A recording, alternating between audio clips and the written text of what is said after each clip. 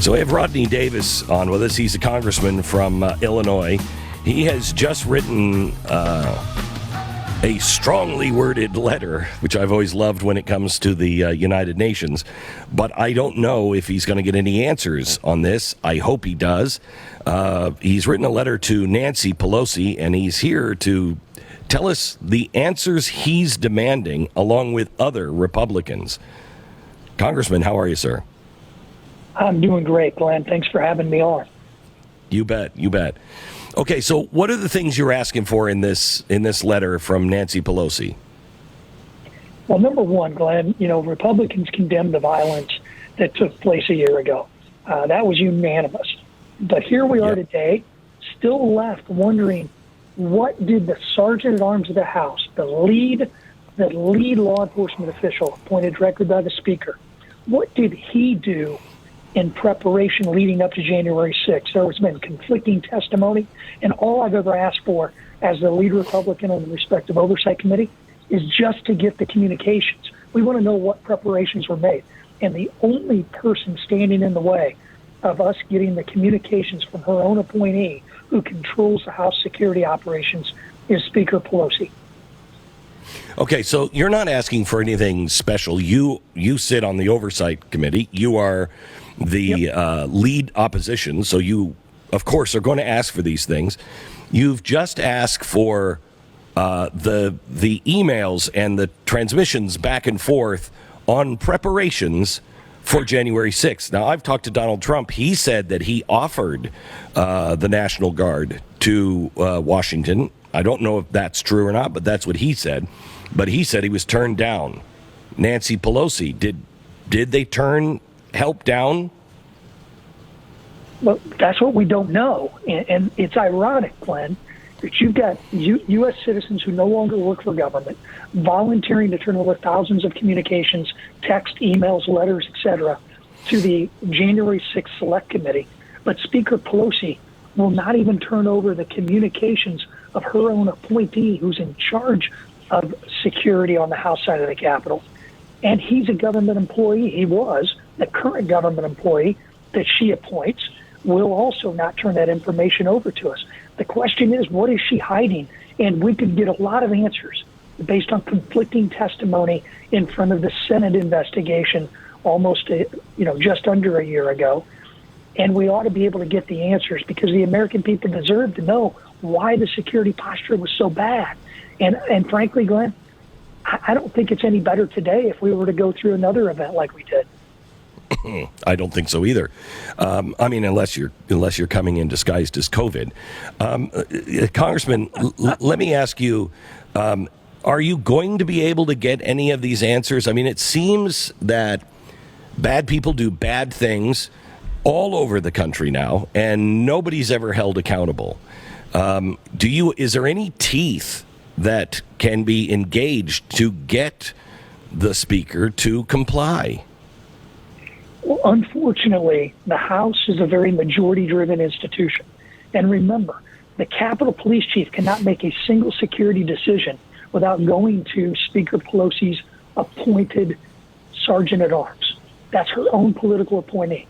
You know when I'm going to get this information? It's when I'm the chairman of the House Administration Committee, when Republicans take over Congress in November of 2022. And I have laid out that I am serious. I want all of these communications at that time.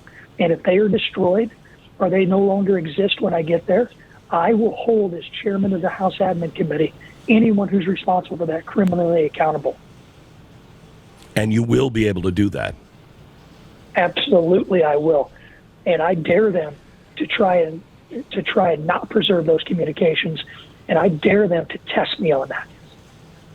So, Congressman, explain what the end game here is. I mean, I just can't figure out, unless they really truly believe they're going to have power till the end of time, this is all going to come out at some point.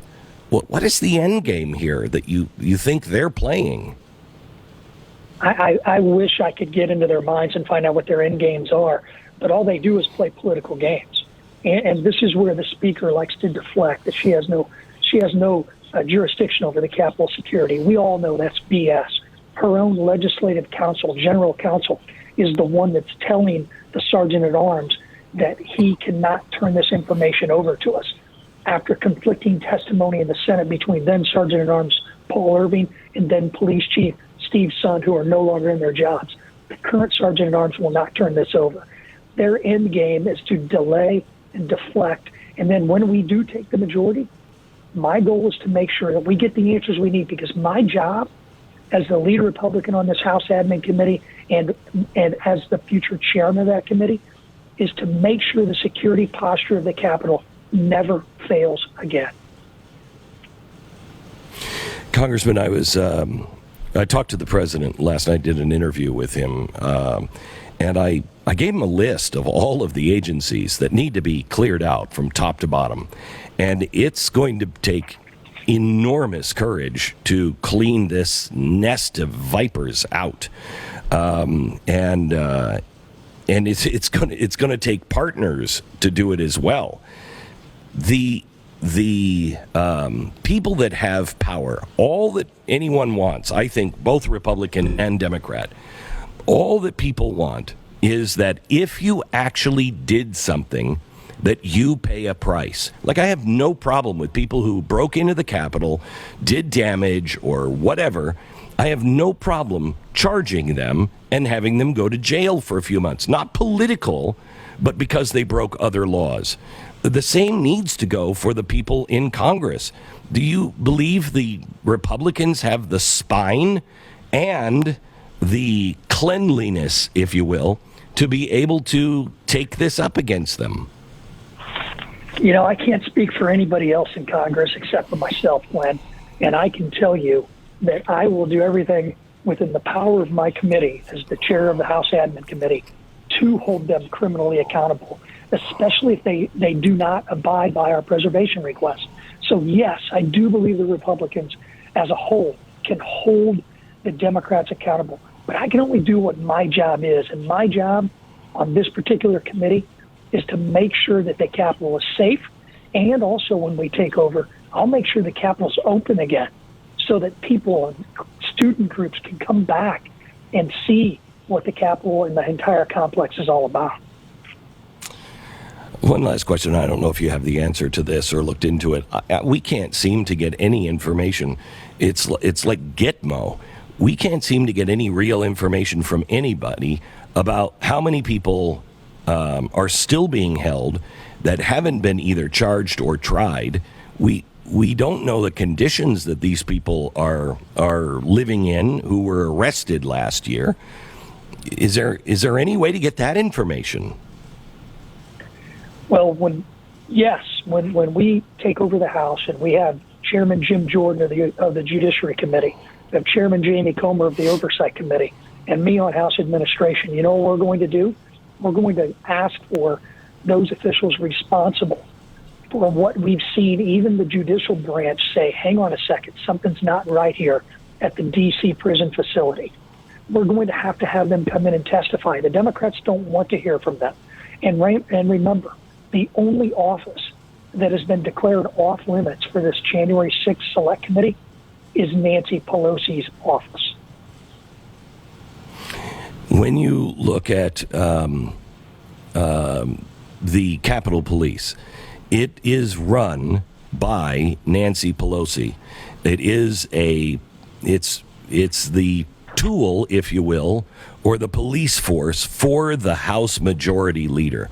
I cannot think of a reason why our founders did it that way. Maybe they just trusted that, people would always be on the up and up. But do you have any idea what's going on with the Capitol Police and their new approach to being an intelligence arm of our government? Well, the intelligence division of the Capitol Police is one of the main divisions that failed leading up to January 6th. Evidence clearly shows that they were given direct intelligence from the Norfolk FBI office that said an imminent attack on the Capitol may be forthcoming. The police chief of the Capitol Police at the time didn't even have that intelligence. I spoke with him the day after and multiple days after. And This is a problem that has yet to be fixed, in my opinion.